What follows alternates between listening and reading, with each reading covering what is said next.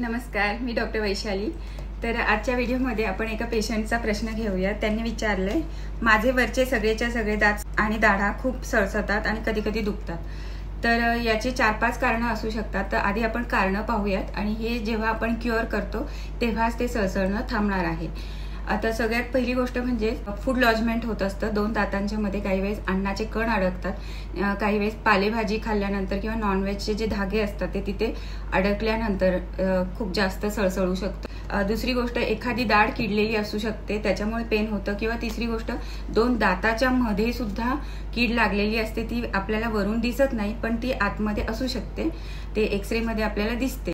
चौथी गोष्ट म्हणजे अक्कल दाढ। जेव्हा अक्कल दाढ येत असते त्यावेळेस ती खूप जोर लावत असते, प्रेशर क्रिएट करत असते, त्याच्यामुळे सुद्धा बाकीचे दात दुखू शकतात। काही ठिकाणी सर्वायकल एब्रेशन झालेलं असतं, म्हणजे जसं इथे दाखवलं आहे, जेव्हा तुम्ही खूप वेळ आणि हार्ड ब्रश यूज करता, अशा प्रकारे हॉरिझॉन्टली दात घासतात, त्यावेळेस सुद्धा ह्या अशा प्रकारे सर्वायकल इब्रेशन होऊन तिथे सेन्सिटिव्हिटी होत असते। काही वेळेस हिरड्यांचा आजार झालेला असतो, जिथे हिरड्या खाली सरकलेल्या असतात आणि त्याचे दातांची जी मुळं आहे ती बाहेर एक्सपोज होतात आणि ती मुळं सेन्सिटिव्ह असतात, त्याच्यामुळे सुद्धा पेन होऊ शकते। सेन्सिटिव्हिटी होण्याची आणखी पण काही कारणं आहेत, जसे की जे फिलिंग्स असतात दातामध्ये, काही वेळेस फिलिंग्स केलेले असतात आणि त्याच्यामध्ये क्रॅक गेलेला असतो, अशा वेळेस सुद्धा तिथे सेन्सिटिव्हिटी होऊ शकते।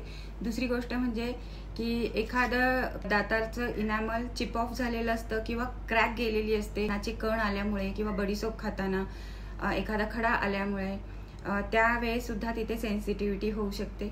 तिसरी गोष्ट म्हणजे काही फिलिंग्स असतात जे खूप डीप गेलेले असतात आणि त्याच्यामुळे सुद्धा तिथे दुखू शकतं। मेडिकल प्रॉब्लेम्स असतात, जसं की ऍसिडिटी असेल तर ऍसिडिटीमध्ये जे ऍसिड रिफ्लक्स होत असतं, म्हणजे ऍसिड बाहेर तोंडामध्ये सारखं येत असतं, तर त्या लोकांना सुद्धा त्यांचे सगळेचे सगळे दात झिजल्यासारखे दिसतात। सगळ्यात महत्त्वाचा फॅक्टर आहे एज रिलेटेड, म्हणजे जसं जसं वय वाढत जातं तसं तसं दाताचं इनॅमल झिजलेलं असतं, त्याच्यामुळे सेन्सिटिव्हिटी होते। म्हणजे जसं लहानपणी दुधासारखे पांढरे दिसणारे जे दात आहेत ते त्याचं वेअर अँड टेअर होऊन इनॅमल झिजल्यामुळे तिथे सेन्सिटिव्हिटी होऊ शकते। काही वेळेस काही लोकांना कंटिन्युअस काही ना काही चावण्याची सवय असते, जसं की बडीसोप खाणे म्हणा, किंवा आणखी काही गावाकडच्या आम्ही लेडीज पाहिल्या की ज्या काहीतरी खडे खातात, त्याच्यामुळे सुद्धा त्यांचे दात झिजलेले असतात आणि त्यांनी सेन्सिटिव्हिटी होते। काही लोकांना दात चावण्याची सवय असते, रात्री झोपेत दात कटकट करण्याची सवय असते, त्याला ब्रक्सिझम म्हणतात, त्याच्यामुळे सेन्सिटिव्हिटी होते। काही लोकांना राग खूप येतो आणि रागाच्या भरात ते दात जोरात चावत असतात, दातावर दात जोरात दाबत असतात, त्याच्यामुळे सेन्सिटिव्हिटी। काही खाण्याचे पदार्थ असे आहेत की ज्याच्यामुळे सेन्सिटिव्हिटी वाढू शकते, तर त्यातले काही कोला, सोडास जे ड्रिंक्स आहेत, सिट्रस फ्रूट्स जे खातात, जास्त आंबट फळं जे खातात, किंवा काही लोकांना लेमन किंवा लिंबू खाण्याची सवय असते, लिंबू चोखत बसतात, त्याने सुद्धा दाताचं इनॅमल खराब होतं आणि सेन्सिटिव्हिटी होऊ शकते। तर याच्या ट्रीटमेंटबद्दल आपण पुढचा व्हिडिओ पाहणार आहोत। तर पुढच्या व्हिडिओमध्ये आपण याचे होम रेमेडीज काय आहे आणि बाकीच्या